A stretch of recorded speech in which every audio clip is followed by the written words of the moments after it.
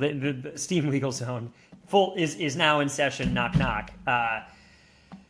One of our favorite kind of litigious defense tech companies back in the news this week. Palantir, famous for initially. Please don't sue us now. Don't sue us. Don't sue the Steam Zone. We're not making a lot of money here at the Steam Zone, so it's not worth it. We will not be paid to play or not to play.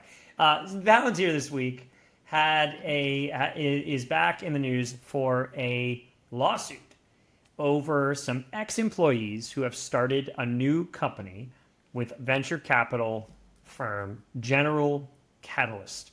So this one's kind of interesting, right? You got two folks who left Palantir about a year ago, started this new company called Percepta. Percepta is known as an AI transformation company. It's directly funded by General Catalyst. I think it's entirely funded by General Catalyst. GC is kind of an interesting venture firm to begin with, right? They operate a little bit more like private equity than pure play venture. They own a hospital. They're making big, there's been whispers of them maybe going public. They're making big bets. The point is they've got a lot of assets across classes. It is in their interest to be able to help these large enterprises do something, let's say, make sense of their data, use their data. That's one of Palantir's core competencies. But honestly, BCG would say they do the same thing. McKinsey, Bain, Deloitte, they would all say, hey, we help large enterprises make use of their data and their assets. Percepta is a technology company that's supposedly developing AI solutions to do that. So these two folks left Palantir, started Percepta with GC backing, then went on to hire 12 other former Palantir engineers. What do we think here, Ben? Obviously, companies put non-competes into place. I'm not asking you about the legal merits of the case, but just looking at it face value, what do you think about Palantir going after their former employees?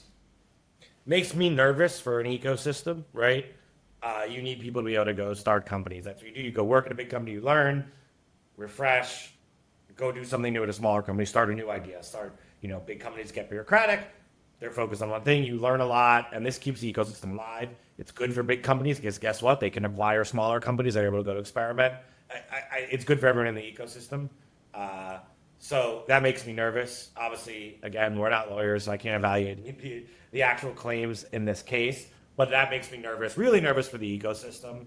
And as an outsider, I think we always joke, no one knows what Palantir does, right? Well, if you do everything, then that's really hard to say that someone isn't copying what you're doing. And so, it's a difficult place to be, I think, if you're starting a company. Certainly, I wouldn't want to be there. Yeah, let's see where this plays out. I think non-competes have had a rough go for the last few years anyway. It's pretty hard to enforce them. It depends on the jurisdiction, blah, blah, blah. Obviously, if these guys are taking source code or taking trade secrets and applying it for a new company, that's a no-no. But at the same time, Palantir, publicly traded, huge company at this point. They like to say we don't really have a competitor. Maybe Percepta becomes one, but this definitely seems a little bit like maybe an attempt to smother it in the cradle. See where it goes. Interesting to see Palantir back in the lawfare game, and we'll keep track on where this ends. I'd be surprised if we didn't see some sort of. Well, actually, my commentary doesn't matter. Also, not a lawyer. Have not spent 3 years in any law school. Never will. But we'll move on.